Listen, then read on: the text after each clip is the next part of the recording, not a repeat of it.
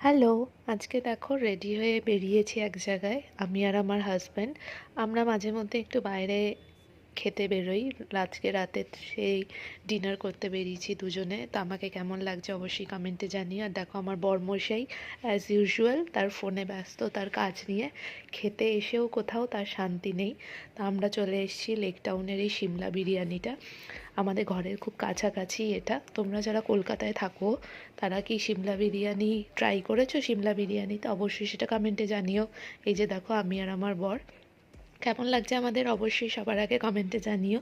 তা আমরা অর্ডার করেছিলাম, দেখো স্টার্টার নিয়েছিলাম ফার্স্টে। তো স্টার্টারের একটা আইটেম ছিল চিকেনের, তার সাথে এরকম একটা স্যালাড দিয়েছিল। আর হচ্ছে স্যালাডটা খুব সুন্দরভাবে একটা মশলা দিয়ে ম্যারিনেট করা ছিল, মানে খুব টেস্টি ছিল। আর আমরা চিকেনের একটা কাবাব নিয়েছিলাম, চিজ চিকেন কাবাব।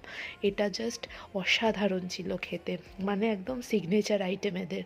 তার সাথে নিয়েছিলাম বাটার নান, চিকেন ভুনা। এটা খুবই সুন্দর হয়েছিল, ঝাল ঝাল খেতে।